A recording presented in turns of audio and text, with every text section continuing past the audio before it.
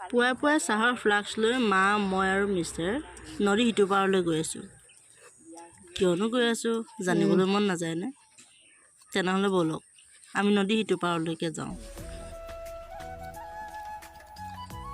এয়া দেউতাহঁতে ব্যৱসায়িক হিচাপে আৰম্ভ কৰা জিকাৰ খেতি। বৰ্তমান জিকাবোৰ বজাৰত উলিয়াই দিব পৰাকৈ লহপহকৈ বাঢ়িছে। এতিয়া দেউতা আৰু নিচাদেৱে গছৰ ডাঙৰ ডাঙৰ পাতবিলাক কাটি দিছে।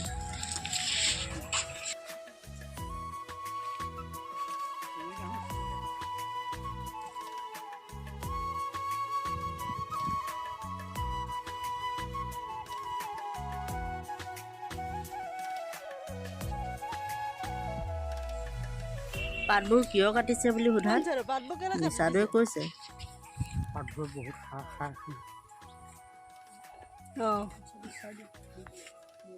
নহ'লে গছজোপা চকু যাব।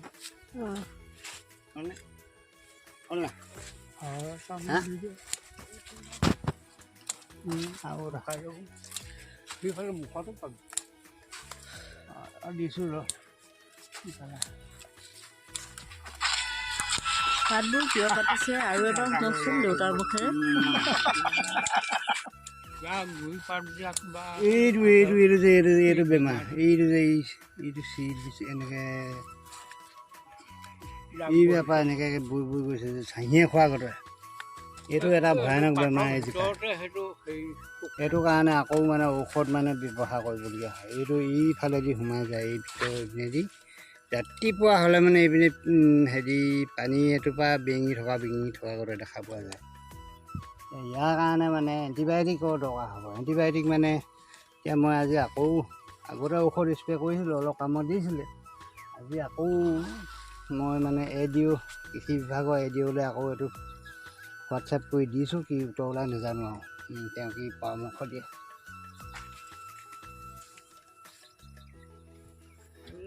আৰু এনেকৈ হ'লে মানে ভাল হ'ব। কালি এতিয়া ধৰি লওক 1 কুইণ্টেল আমি কাটিছোঁ, আজি আকৌ 1 কুইণ্টেল কাটিব পাৰিম। আজি 1 কুইণ্টেল কাটি দিব পাৰিম। 1 কুইণ্টেল নহ'লেও 2 মোন 80 কিলোটো হ'বই আৰু। তাত মানে আছে 21 পাতি। 21 পাতিত হ'বই। কালি বহুতখিনি ৰাখি থৈ গৈছিলোঁ। আজি এইটোহে যথেষ্ট বুঢ়া হৈছে, এইটোহে বুঢ়া হৈছে, এইটোহে বুঢ়া হৈছে। এনেকৈ কৰি এইটো পাতটো কাটি গ'লে তাৰপৰা পাত সেই মানে আছিলে, তাৰপৰা থাকি গ'ল কিছুমান। এইটোহে থাকি গ'ল। কালি কাটিবলৈ থাকি গ'ল। এইটোৱে ডাঙৰ ডাঙৰ হৈ গ'ল।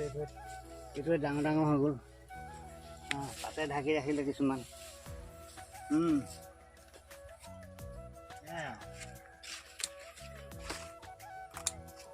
এতিয়া ইয়াৰ পিছতে কেৰেলাখিনিত আকৌ লাগিবলৈ আছেই। উপায় নাই তাৰমানে কামৰ পৰা একদম কাম এৰিব নোৱাৰি একদম মানে।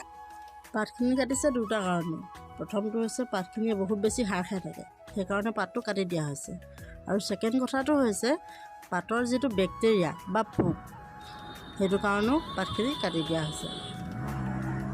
পাতখিনি কটাৰ পাছত মই দেখুৱাইছোঁ আমাৰ জিকাৰণিৰ দ্বাৰা।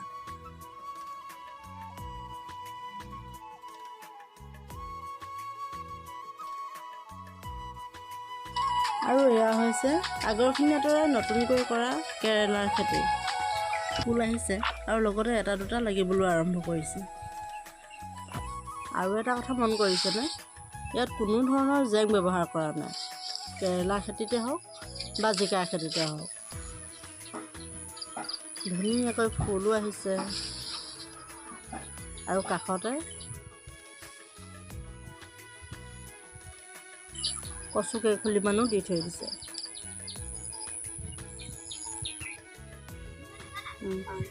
এয়া হৈছে জানুৱাৰী মাহত কৰা মটৰমাহ খেতি। ইয়াৰো ক্লিপ এটা তেতিয়াই লৈ থৈ দিছিলোঁ আৰু এতিয়া লগাই দিছোঁ।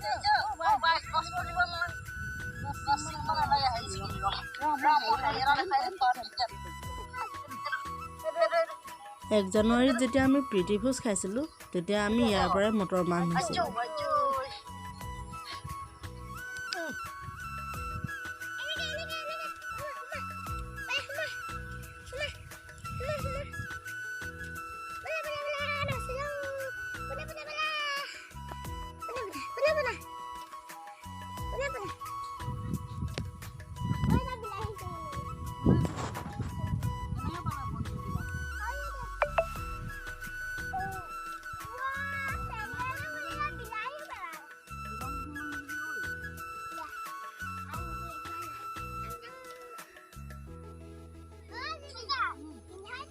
আৰু এয়া হৈছে কোনো ধৰণৰ চালি নিদিয়াকৈ মাটিতে হোৱা কেৰেলাৰ খেতি।